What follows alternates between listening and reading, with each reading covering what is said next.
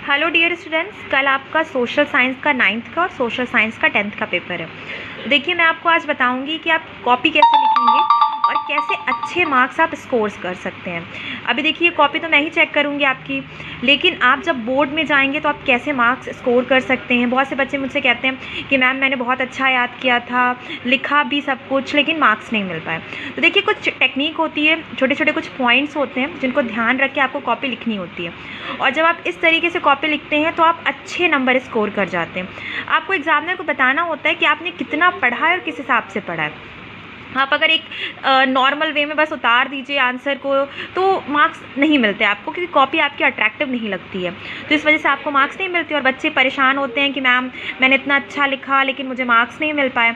तो इसके लिए आपको क्या करना है, थोड़ी सी बस मेहनत तो आपको करनी है क्योंकि आपका एग्ज़ाम है, लेकिन आपको थोड़ी सी टेक्निक का भी यहाँ पे ध्यान रखना है, थोड़ा सा चेंज करना है अपने लिखने के स्टाइल में। सबसे इंपॉर्टेंट चीज़ है, मैं बता रही हूँ आपको, सबसे इंपॉर्टेंट है कि बच्चे क्या करते हैं। जैसे वर्ड्स की मैं बात करूँ कि शॉर्ट क्वेश्चन हैं, जैसे मैंने भी दिए, अगर आपको पेपर में शॉर्ट क्वेश्चंस मैंने दिए और मैंने लिखा 80 वर्ड्स, यानी 80 शब्द, आपको 80 वर्ड्स लिखने हैं शॉर्ट क्वेश्चंस में। अब बच्चे क्या करेंगे कि यहाँ से यहाँ तक 6-7 लाइन लिख के और वो सोचते हैं कि बस 80 वर्ड्स हो गए। नहीं, देखिए, आपकी एक नॉर्मल जो कॉमन लाइन होती है उसमें मैक्सिमम जो माना जाता है वो 9 वर्ड्स माने जाते हैं। आप साफ साफ अगर दूर दूर लिखते हैं तो 9 वर्ड्स माने जाते हैं। तो आप इसी हिसाब से करते हैं कि वो 80 वर्ड्स काउंट हो जाएंगे, लगभग आपका एक पेज चला जाए, जिससे ये लगे कि हाँ देखिए ये मिनिमम होता है 80 वर्ड्स। अगर आप इससे ज़्यादा लिखते हैं तो कोई प्रॉब्लम नहीं है। सेकेंड थिंग, देखिए ये वर्ड्स की होगी बात। मैं लॉन्ग की अगर बात करूँ तो लॉन्ग आंसर आपका 150 वर्ड का अगर है, 150 वर्ड का आपका लॉन्ग आंसर है, तो आपको इसी तरह ध्यान देना है कि आपको कम से कम एक पेज से ऊपर लॉन्ग आंसर लिखना है, तभी तो आपका ये कवर कर पाएगा कि आपने 150 वर्ड्स इसमें इंक्लूड किए हैं। अब मैं सेकेंड पॉइंट पे आती हूँ। देखिए, ये वर्ड्स की बात हो गई। अब सेकेंड पॉइंट आते हैं कि बच्चे क्या करते हैं कि एक ही कलर की पेन से जो है वो पूरा आंसर लिख देते हैं। जैसे ब्लू कलर, जैसे मैं एक क्वेश्चन बोलूँ, मैंने फ्रेंच रेवोल्यूशन का एक क्वेश्चन दिया, फ्रेंच रेवोल्यूशन यानी जो फ्रांस की क्रांति थी उससे रिलेटेड एक क्वेश्चन दे दिया मैंने। अब इससे रिलेटेड एक क्वेश्चन आपको मिल गया फ्रेंच रेवोल्यूशन का। अब बच्चों ने क्या किया, ब्लू कलर की पेन से पूरा का पूरा आंसर उतार दिया। अब वो आंसर अट्रैक्टिव नहीं लगेगा, वो ऐसा लगेगा बस आपने थ्योरी उतार दी है। मैं तो आपकी टीचर हूँ, मैं उसको बहुत ध्यान से पढ़ूंगी, आपको मार्क्स मिल जाएंगे।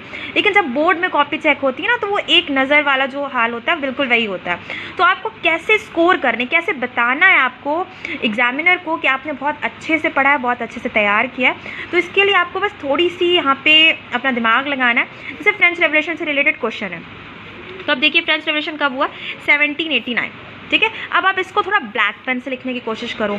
कब हुआ, लुई 16 के टाइम में हुआ।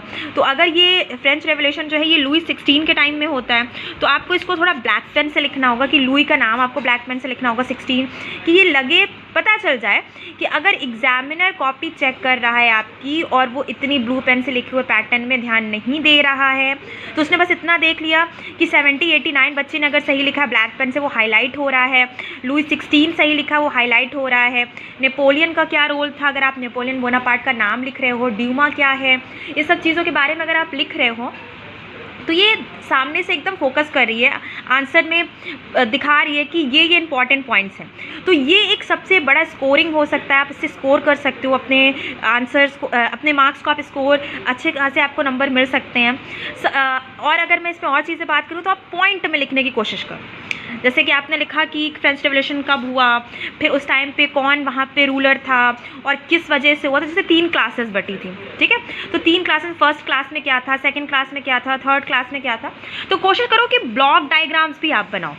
किसी भी क्वेश्चंस में अगर आप ब्लॉक डायग्राम्स बनाते हो तो उससे भी मार्क्स आपको बहुत अच्छे मिलते हैं। जैसे मैं एक एग्जांपल दूं आपको ब्लॉक डायग्राम का, कि जैसे ज्योग्राफी का एक क्वेश्चन है, आपको बताना है रिवर। अब इंडिया का जो रिवर सिस्टम है उसको आपको बताना है, यानी जो ड्रेनेज सिस्टम है उसको बताना है। तो अब इंडिया का रिवर सिस्टम 2 है, नॉर्थन एंड साउथन, ठीक है। तो northern and southern 2 river system है। अब नॉर्थन में कौन कौन सी रिवर आती है आपको, अब आप इसको यहाँ पे ऐसे दिखाओगे कि फर्स्ट ऑफ ऑल पहली है इंडस, ठीक है, फिर है गंगा, फिर है आती है आपकी ब्रह्मपुत्र, ठीक। अब यहाँ पे मैं थोड़ी रफ राइटिंग यूज़ कर रही हूँ, आप थोड़ा साफ से लिखोगे। अब मैं बात करती हूँ नॉर्थन में हो गया। अब साउथन में आपकी कई सारी रिवर्स आ जाती हैं, महानदी आ जाती है, कावेरी आ जाती है, कृष्णा आ जाती है, ताप्ती आ जाती है, कई सारी रिवर्स, गोदावरी, कई रिवर्स आ जाती है। तो अगर आप इस तरह से इसको लिखते हो, ये यहाँ पर मैं लिख देती हूँ जो हेडिंग है रिवर सिस्टम, इंडिया का जो रिवर सिस्टम है, रिवर सिस्टम ऑफ इंडिया, इसमें आप लिख सकते हो कि यहाँ पे 2 है, नॉर्थन एंड साउथन। अब यहाँ पे ये सारी रिवर्स है, इंडस, गंगा, ब्रह्मपुत्र, तो ये हाईलाइट हो रहा है। ये ब्लॉक डायग्राम आप जब बना दोगे, देखो एक तो ये आपकी जगह उसने कवर कर ली। अब काउंट हुआ कि बच्चे ने इस आंसर को 2 पेज का लिखा। यहाँ से यहाँ तक इस ब्लॉक डायग्राम को बनाने में कितना टाइम आपको लगा? कुछ सेकेंड्स लगे। आपने इस डायग्राम को बना लिया, इसने आपका आधा पेज भी ले लिया। मैं बोर्ड के लिए भी बता रही हूँ आपको, ये आधा पेज भी ले लिया और इससे पता भी चल गया कि आप कट टू कट पॉइंट में कहना क्या चाह रहे हो। आपने बहुत ज़्यादा थ्योरी का यूज़ यहाँ पे नहीं किया, लेकिन आपने जो टेक्निक थी जिसके थ्रू आप बता सकते थे शॉर्ट टाइम में आप अच्छा स्कोर कर सकते हो, ये मैं बता रही हूँ आपको कि आप अच्छा पढ़ के कैसे बहुत अच्छे मार्क्स ला सकते हो। बच्चे कहते हैं ना कि मैम बहुत अच्छा मैंने पढ़ा, बहुत अच्छा याद किया, लेकिन मुझे मार्क्स नहीं मिले, क्योंकि आप एकदम बहुत बोरिंग कॉपी लिखते हो, जो कॉपी अट्रैक्टिव नहीं लगती और उस वजह से आपको मार्क्स नहीं मिलते हैं। तो बच्चों अक्सर ध्यान दो, पैराग्राफ चेंज करके आंसर लिखने की कोशिश करो। बिल्कुल एक पैराग्राफ में आंसर मत लिखो, कोशिश करो कि आंसर को पॉइंट्स में लिखो। सेकेंड थिंग कि कोशिश करो कि जो चीज़ इंपॉर्टेंट है उसको हाईलाइटर का मैं यूज़ करने के लिए नहीं कह रही यहाँ पे, आप उसको ब्लैक पेन से लिखो। और अगर आप उसको ब्लैक पेन से लिख रहे हो तो अगर कुछ बहुत अच्छा मटेरियल है, बहुत अच्छी लाइन्स है, तो उस पूरी की पूरी लाइन को आप ब्लैक पेन से लिख सकते हो, ठीक है। या आप ब्लॉक डायग्राम का यूज़ कर सकते हो। तो ये सब छोटी छोटी चीज़ें हैं जो आपको अच्छा स्कोर दिला सकती हैं, ठीक है। और कल मुझे उम्मीद है कि आप इसी तरह से मेरा पेपर करेंगे। मैंने इन चीज़ों को आपको क्लास में भी बताया है, लेकिन मैं फिर से बता दे रही हूँ आपको, बहुत आराम से आप पेपर करेंगे। हाँ, अब सबसे इम्पॉर्टेंट बात है सोशल साइंस में मैप वर्क मुझे कैसे करना है। आप बच्चों का क्वेश्चन रहता है मैं मैप वर्क कैसे करूँगी, मैंने क्लास में बताया, मैं फिर से बता रही हूँ कि आपको मैप वर्क कैसे करना है।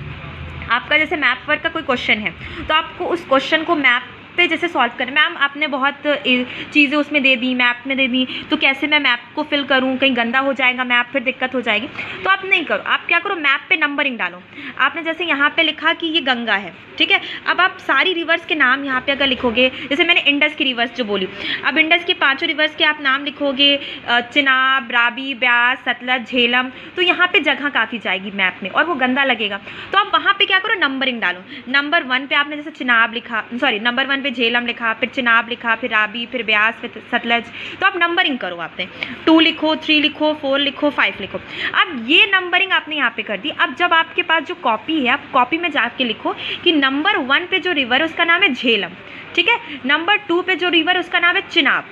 तो इस तरह से आपका थ्योरी मटेरियल भी तैयार हो गया और आपका मैप भी गंदा नहीं हुआ, और जो एग्जामिनर है या जो टीचर है उनको लगा कि बच्चे ने मैप बहुत सीरियसली पढ़ा है और उसने मैप को गंदा भी नहीं किया। सेकेंड थिंग, एक चीज़ और आप यूज़ कर सकते हो इसमें, जैसे मैंने कहा सिम्बल्स यूज़ कर सकते हो आप। जैसे मैंने अगर भारत की मिट्टी पे, यानी मैंने सॉइल पे दे दिया, आपको कैसे करना है, तो आपको उस पर क्या करना है कि वहाँ पे आपको सिंबल्स यूज़ करना है। जैसे मैंने कहा ब्लैक, अब ब्लैक सॉइल या लेटेराइट है या येलो है, तो अब उसके लिए आपने ब्लैक के लिए ये यूज़ कर लिया, येलो के लिए आपने ये यूज़ कर लिया। और अगर मैं कहूँ कि आपने जो है लेटेराइट के लिए आपने ये सिंबल यूज़ कर लिया, तो इस तरह के सिंबल यूज़ करके आप मैप को फिल कर सकते हैं। लेकिन आपको इन सिंबल्स को बताना भी पड़ेगा कि आपने कौन से सिंबल्स पे कौन सी जो मिट्टी है उसको यूज़ किया है। इसी तरह आप फिल कर सकते हो मैप भी, जो क्लीन मैप होगा, क्योंकि बच्चों को बड़ी प्रॉब्लम होती है, मैम मैप बहुत छोटा सा होता है और मटेरियल बहुत ज़्यादा होता है तो मैप गंदा हो जाता है। कोशिश किया करिए कि मैप आप पेंसिल से फिल करें, पेन से मैप फिल मत किया करिए। आप बोर्ड में भी पेंसिल से मैप फिल करिए। और आप जो मैंने जैसे बताया कि आप नंबरिंग कीजिए, आप वहाँ पे नंबर डालिए 1 2 3 4 5 6, और वही नंबर्स को आप बाद में जाके अपनी कॉपी पे लिखिए कि 1 पे आपने झेलम को लिया है, 2 पे आपने चिनाब को लिया है। तो ऐसे आपका मैप साफ भी लगेगा और आप जो बताना चाह रहे हो, एक्सप्लेन करना चाह रहे हो, वो एक्सप्लेन भी कर दोगे।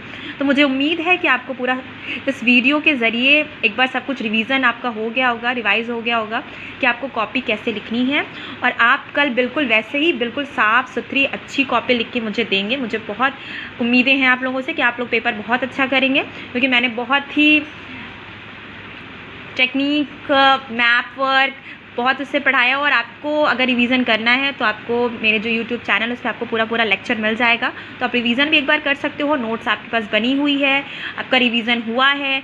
मैंने ज़्यादातर मैप पे चीज़ें बताई हैं ताकि आप पॉइंट टू पॉइंट लिख सको। पॉइंट से मैंने बार मैं कहती हूँ कि आप जितना पॉइंट में लिखोगे उससे ये समझ में आता है कि आपने पढ़ा है, आप कोई कहानी गढ़ के नहीं लिख रहे हो। आप जब पॉइंट में लिखते हो तो समझ में आता है कि आपने बिल्कुल एग्जैक्टली जो चीज़ पूछी गई उसी के बारे में आप बता रहे हो, वही आप लिख रहे हो। ठीक है, तो ऑल द बेस्ट कल के लिए बच्चों।